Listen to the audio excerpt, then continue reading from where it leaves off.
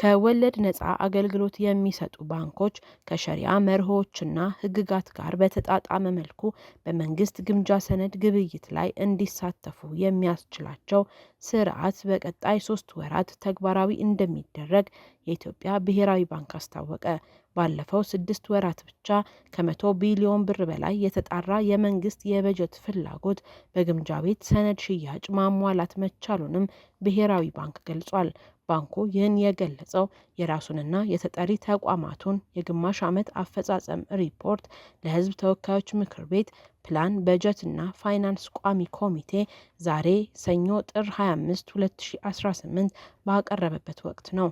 ሪፖርቱን ለቋሚ ኮሚቴው ያቀረቡት የብሔራዊ ባንክ ገዥ ዶክተር ኢዮብ ተካልኝ ተቋማቸው በቀጣዩ ሩብ ዓመት ከሚያከናውናቸው ጉዳዮች መካከል ከሸሪዓ መርሆችና ሕግጋት ጋር ተስማሚነት ያለው የመንግስት ግምጃ ቤት ሰነድ ግብይት ስርዓት ማዘጋጀት አንዱ መሆኑን አስረድተዋል። አሁን ያለው አሰራር ከሸሪዓ መርህ ጋር አብሮ የሚሄድ ባለመሆኑ ከወለድ ነፃ አገልግሎት የሚሰጡ ባንኮች በመንግስት ግምጃ ቤት ሰነድ ላይ እንዳይሳተፉ እንዳደረጋቸው ዶክተር ኢዮብ ለፓርላማ አባላቱ ተናግረዋል። በአሁኑ ወቅት በኢትዮጵያ ሙሉ በሙሉ በሸሪዓ ሕግጋት ላይ ተመስርተው አገልግሎት የሚሰጡ ባንኮች ዘምዘም፣ ሂጅራ፣ ራሚስና ሸበሌ ናቸው። እነዚህን መሰል ባንኮች በመንግስት የግምጃ ቤት ሰነድ ግዢ ላይ እንዲሳተፉ የሚያስችላቸው ስርዓት በኢትዮጵያ እስካሁን ባይዘጋጅም በቀሪው ዓለም ግን ሱኩክ የተሰኘ ከሸሪዓ መርህ ጋር የተጣጣመ የፋይናንስ አካሄድ ተግባራዊ ሲደረግ ቆይቷል። ሱኩክ የሚለው ስያሜ የመጣው ሰርተፍኬት ወይም የክፍያ ትዕዛዝን ከሚያመለክተው ሳክ ከሚለው የአረብኛ ቃል ነው። ሱኩክ በቋሚ ንብረት ወይም አገልግሎት ላይ ያለን ባለቤትነት የሚወክል ሰነድ ነው። በአንድ ፕሮጀክት ወይም ንብረት ላይ መዋዕለ ንዋይ ያፈሰሱ ኢንቨስተሮች የሚያገኙት ትርፍ ከሸሪዓ መርህ ጋር የተጣጣመ በመሆኑ በወለድ ላይ ከተመሰረተው ከተለመደው የቦንድ ሰነድ እንዲለይ ያደርገዋል። ብሔራዊ ባንክ ከ3 ወራት በኋላ ተግባራዊ የሚያደርገው ስርዓት ከሸሪዓ መርህ ጋር የሚመጣጠን እንደሆነ ዶክተር ኢዮብ በዛሬው የቋሚ ኮሚቴ ስብሰባ ላይ ተናግረዋል።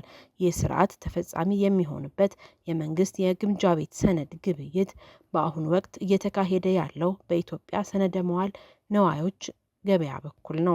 የኢትዮጵያ መንግስት ለበጀት ጉድለት ማሟያ የሚጠቀምባቸው የግምጃ ቤት ሰነዶችን ሽያጭ በሰነደ መዋዕለ ንዋዮች ገበያ በኩል እንዲከናወን የተደረገው ካለፈው ዓመት ሐምሌ ወር ጀምሮ ነው። በጨረታ ወይም ያለ ጨረታ ለሽያጭ የሚቀርቡት የመንግስት የግምጃ ቤት ሰነዶች 28፣ 91፣ 182 እና 364 ቀናት የክፍያ ቆይታ ጊዜ ያላቸው። የገንዘብ ሚኒስቴር ባለፈው ታህሳስ ወር መጨረሻ ያወጣው የሶስተኛው ሩብ ዓመት የመንግስት የግምጃ ቤት ሰነድ ጨረታ 288.28 ቢሊዮን ብር ዋጋ ያለው ነበር።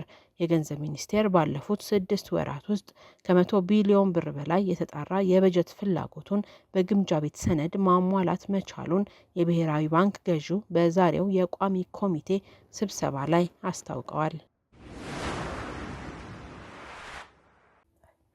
በመጪው ግንቦት ወር መጨረሻ ለሚደረገው ሀገር አቀፍ ምርጫ 56 የፖለቲካ ፓርቲዎች በዲጂታል መንገድ እጩዎቻቸውን በማስመዝገብ ላይ እንደሚገኙ የኢትዮጵያ ብሔራዊ ምርጫ ቦርድ ገለጸ። ከፓርቲዎቹ መካከል 15ቱ በጥምረትና በግንባር የተደራጁ መሆናቸውንም አስታውቋል። ቦርዱ ይህን ያስታወቀው መጪውን ምርጫ ለማካሄድ የሚያስችል የጸጥታ ሁኔታን በተመለከተ ዛሬ ሰኞ ጥር 25 2018 ባዘጋጀው ውይይት ላይ ነው። በውይይቱ መክፈቻ ላይ ንግግር ያደረጉት የምርጫ ቦርድ ሰብሳቢ ወይዘሮ ሜላትወርቅ ኃይሉ በኢትዮጵያ ለመጀመሪያ ጊዜ ተግባራዊ ስለተደረገውና እጩዎች በዲጂታል መንገድ ምዝገባ ስለሚያካሂዱበት አሰራር አጠር ያለ ገለጻ አድርገዋል። እጩዎች ድሮ ምርጫ ክልል ድረስ በመሄድ ሰነዳቸውን ይዘው ነበር ምርጫ ለመሳተፍ ምዝገባ የሚያደርጉት። አሁን ግን በቢሮአቸው በምቹ ስፍራቸው ሆነው እጩዎቻቸውን እንዲመዘግቡ ቦርዱ ይህንን ሲስተም አበልጽጎ አልምቶ ስራ ላይ አውሎ ከጥር 1 ጀምሮ ፓርቲዎች እየተመዘገቡ ይገኛል ብለዋል ሜላትወርቅ። ምርጫ ቦርድ እስካሁን ባለው መረጃ መሰረት በተናጠል የቀረቡ 41 የፖለቲካ ፓርቲዎች እጩዎቻቸውን ለማስመዝገብ የሚረዷቸውና ራሳቸው የቀጠሯቸው አድሚኖች አካውንት ተከፍቶላቸው ምዝገባ እያካሄዱ እንደሚገኙ ሰብሳቢው አስረድተዋል። በጥምረትና በግንባር የተደራጁ 15 የፖለቲካ ፓርቲዎችም በተመሳሳይ መልኩ ምዝገባ እያካሄዱ መሆኑንም አመልክተዋል። በተጨማሪም በመጪው ግንቦት ወር መጨረሻ ለሚደረገው ሀገር አቀፍ ምርጫ ወደ 17,000 በሚሆኑ የምርጫ ጣቢያዎች የመራጮች ምዝገባ በዲጂታል መንገድ እንደሚካሄድ ሜላትወርቅ ተናግረዋል። 300,000 የምርጫ አስፈጻሚዎች ተመልምለው መዘጋጀታቸውንም የተናገሩት ሰብሳቢዋ በተመለመሉት አስፈጻሚዎች ገለልተኝነት ላይ የፖለቲካ ፓርቲዎች አስተያየት እንዲሰጡ እንደሚደረግ አብራርተዋል። አክለውም 45 የሲቪል ማህበረሰብ ድርጅቶች 547 አስተባባሪዎችንና 129,000 ታዛቢዎችን በመመደብ ለመስራት ፈቃድ ጠይቀው እንደተፈቀደላቸውና 169 የሲቪል ማህበረሰብ ድርጅቶች ደግሞ የመራጮች ትምህርት ለመስጠት ፈቃድ ማግኘታቸውንም ገልጸዋል።